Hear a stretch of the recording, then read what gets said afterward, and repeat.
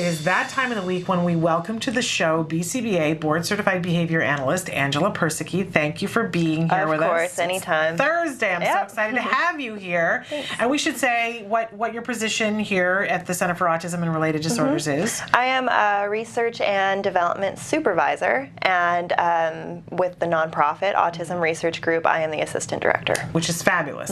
And we have a little business to take care of, something that we talked about, I don't know whether it was last week or the week before, but you talked to us about bedtime passes because we were talking about bedtime rituals.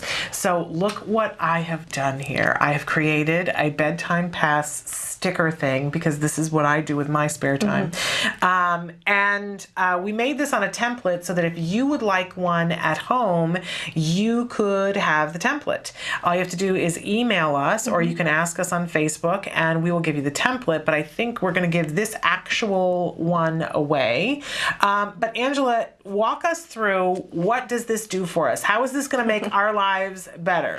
I made one of these for my son as well, so great. so we start with this tonight. So for this, as we talked about, I think it was 2 weeks ago. I think it was 2 weeks ago. If your child is having problems with going to bed and staying to bed, this is a great tool. It's called the Bedtime Pass, and we've used it with some kids here with autism, and it's worked amazingly. And it involves giving little passes, little tickets.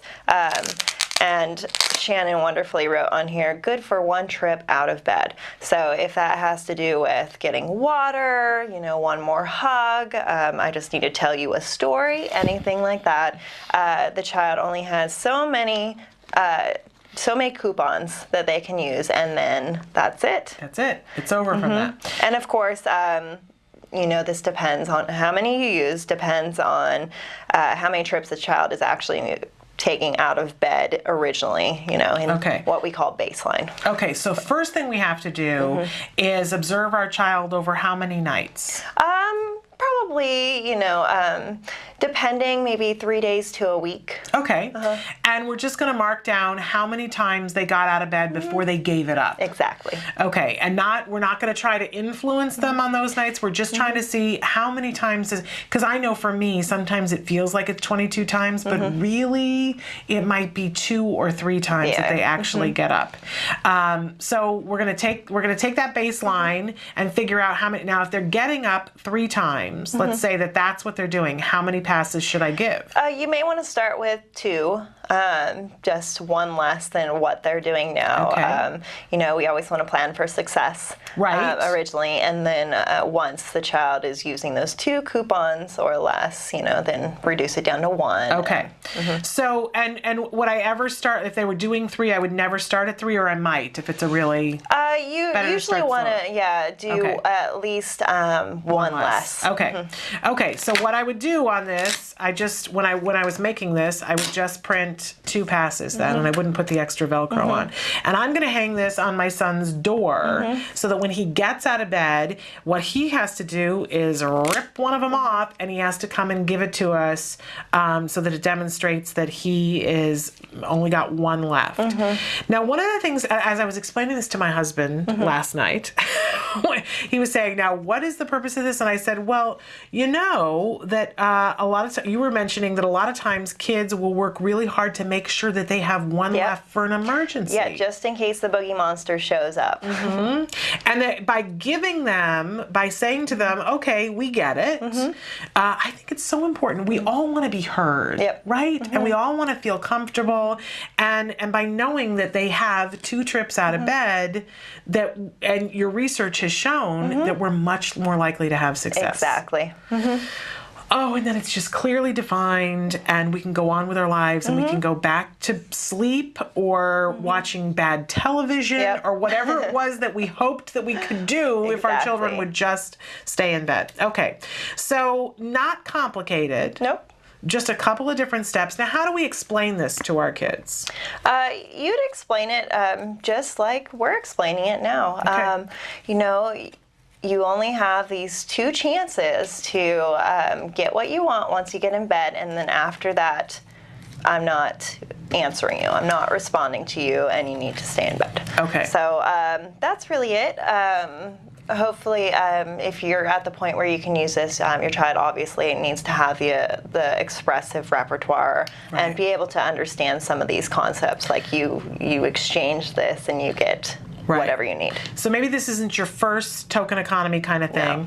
No. And we can also build into this that there's some sort of reinforcement if they've stayed in bed after the coupons are gone. That's going to be essential, It's going to be very important. You know? So if they only use their 2 passes, then the next morning they can get something special or program reinforcement into this. Something that is specific to your child, something that's actually reinforcing. This is always the thing that's confusing to me, because what's reinforcing to me isn't reinforcing to my child, and it's not reinforcing if it doesn't maintain it. That's just the hardest thing for me. I'm like, well, that should work. On paper, that should work. Why isn't that working? Because it's not reinforcing enough to him. So, for instance, for my son, and I just put these back on, but I'm going to take them off to show you that you can. If we start with 2 passes, and if we get to, he can use both of them. He doesn't have to have one left on here, but if he doesn't get back out of bed after the second pass is used, then he might get 25 cents towards a toy that he wants the next morning to put in his bank. And so he would get up, and this is how my child works. You can say something to him right before he goes to sleep. He goes to sleep and sleeps for 8 hours, wakes up, and he's finishing the sentence that he was finishing when he went to sleep. And he'll wake up and say, I earned the quarter. Let me put the quarter in my bank. So that's... but that's what would be reinforcing, perhaps, to my child. But find something that's reinforcing for your child. But if they do get up past that second pass, we're not having a conversation in that moment. We're not saying to them, you don't get that quarter now. We're doing planned ignoring. Planned ignoring, exactly. Okay. And that might be rough, and that's, why also you don't want to, if the child is getting out of bed 10 times, you don't want to say, okay, you only get 1 pass. Right. You want to give them enough so that it's not this big deal, that they don't get out of bed anymore. It's just slowly, progressively planning this so it's easy for both the parent and the child. And tell me how I'm doing in terms of the other night, because I didn't have the pass, but he'd gotten up a couple of times, and we were past the point, and I had already said, I'm not going to talk to you anymore about this. You need to stay in bed. And he got back up. And I was watching television. Dad wasn't home from work yet. He got up, and he came downstairs, and I think he thought, oh, this is great, because she's not going to say anything, and I'm going to lay here on the couch, and I'm going to watch TV. And so what I did was I made sure I was recording the program that I wanted to watch before this all happened, and I turned off the TV. I turned off all the lights downstairs, and I got up, and so the house is dark, and I got upstairs, and I went to bed, laid down on the bed. I wasn't going to bed yet. I had stuff I had to do, but I laid down on the bed, and there was nothing going on. So he had no choice. He didn't want to be downstairs by himself. He went upstairs, and he got in bed. It took him all of 2 minutes to go to sleep. It was he saw I meant business, and I didn't say anything. I didn't say, see there? Perfect. And 2 minutes later, he was asleep, and I got to come back downstairs and finish watching my program. Perfect. Okay. Yes. Sometimes I'm not sure if I'm doing it right, so I have to check. And that might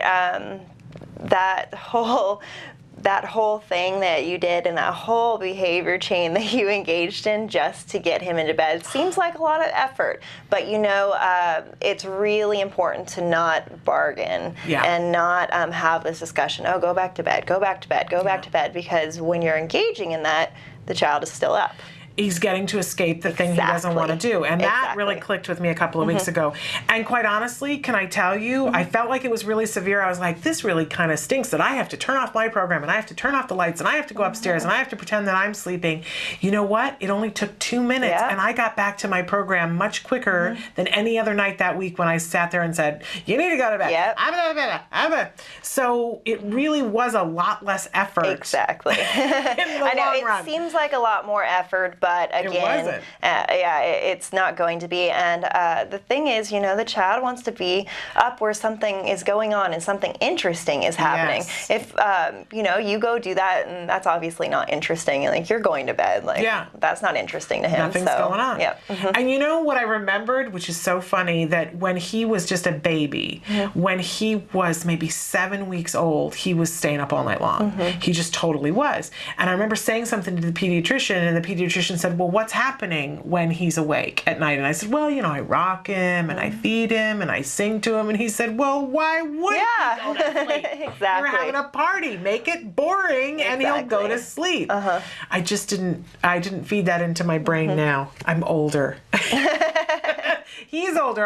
Wasn't thinking about it, but it's exactly the same thing. I want to point out, too, that on these passes, I put numbers on them so that if you're working on building numbers, too, it will help you and it will help them to remember how many passes. I've only given you 5 passes, but if you wanted to, you could make a second set of them. You just print 2 of the PDFs if you need more, and there you have it. So, but you're not necessarily going to need 5. A lot of you are not going to need 5. Just a really fun way to start. We're going to give you details about, somebody is going to give this one, but you have some exciting news to share about some research that you're doing about the bedtime pass. Yes, so go for it. We are still taking participants for this protocol that we run on the bedtime pass. So if you're in a situation where you think this would be great for your child and you want to see how this would work and you're like, okay, I'm going to download that template,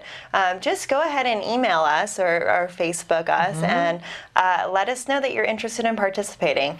Because we do this as treatment evaluation research, everything is free. Isn't that amazing? Yes. And this protocol is fairly simple. We'll train you on how to run it and how to do it, and then you'll just report back to us. And so we will be there every step of the way to help you, and especially if your child is appropriate for this protocol, and then the results will be published for the world to see, except no names or anything would be attached to it. So if you want to participate in this protocol, which is like, for those of us who don't know and use these terms, it's like another research opportunity. Exactly. That you could participate in, and you could be in contact with and getting support about doing this with someone like yourself. Exactly. And other BCBA's board certified behavior analysts and other therapists, to getting free support to do that and staying in contact on the phone to make sure that you're doing it right. How fabulous is that? Yep, and the reason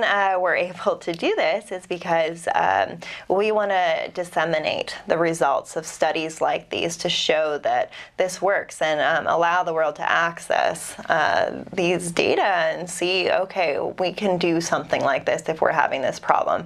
So really, you are helping us out by getting the word out to the community and the world. Mutually beneficial. Research about the bedtime pass. You can get the template for this. Just email us. And if you want to participate in the study and get some support while you're implementing this, you can do it as well. The bedtime pass, it's awesome. Yes.